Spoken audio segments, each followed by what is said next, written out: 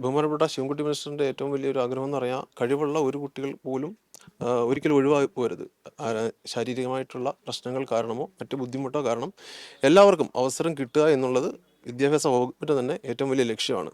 അപ്പോൾ അതിൻ്റെ അടിസ്ഥാനത്തിൽ ഈ കുട്ടിയുടെ ഈ ഒരു കേസ് വളരെ ഡിസർവിങ് ആണെന്ന് മന്ത്രി തലത്തിലും അതേപോലെ വിദ്യാഭ്യാസ വകുപ്പ് തലത്തിലും കണ്ടെത്തുകയും ഇന്നലെ തന്നെ അതിന് വേണ്ടുന്ന സംവിധാനങ്ങൾ വളരെ കൃത്യമായിട്ട് തന്നെ ഞങ്ങളോട് അക്കമിട്ട് എണ്ണി എന്തൊക്കെയാണ് ചെയ്യേണ്ടത് എന്ന് നിർദ്ദേശിക്കുകയും അതിൻ്റെ അടിസ്ഥാനത്തിൽ ഇന്നലെ വൈകുന്നേരം തന്നെ ടെക്നിക്കലായിട്ടുള്ള എല്ലാവിധ സപ്പോർട്ടും വിദ്യാഭ്യാസ വകുപ്പിൻ്റെ സ്ഥാപനമായ കൈറ്റ് ഇവിടെ വൈകുന്നേരം ഒരുക്കുകയും അത് ടെസ്റ്റ് ചെയ്യുകയും അതിനുള്ള പെർമിഷൻ നമ്മുടെ തൃശ്ശൂർ കലോത്സവ വേദിയിൽ നിന്ന് കിട്ടുകയും ഇന്ന് ഏകദേശം മത്സരത്തിന് മുമ്പ് ഒരു 10 മണിയോടുകൂടി കുട്ടിക്ക് മത്സരിക്കാനുള്ള കോഡ് അനുവദിക്കുകയും സിയ ബാത്തിമയ്ക്ക് വേണ്ടുന്ന മത്സരത്തിന് വേണ്ടുന്ന മറ്റ് മെറ്റീരിയൽസ് ഞങ്ങൾ സപ്ലൈ ചെയ്യുകയും വളരെ കംഫർട്ടബിൾ ആയിട്ടുള്ള ഒരു സ്പേസ് റൂമിൽ ഒരുക്കിയത് കൊണ്ട് നമുക്ക് ഈ മത്സരം ഗംഭീരമായി തന്നെ നടത്താൻ കഴിഞ്ഞു. ഇതിൻ്റെ ഏറ്റവും നല്ല വശം എന്ന് പറഞ്ഞാൽ ഈ ഒരു മത്സരം തീരുന്നിടം വരെയും വളരെ വേദനയുള്ളിൽ കടിച്ചമർത്തിയെങ്കിലും മത്സരം ഒരു സമയം പോലും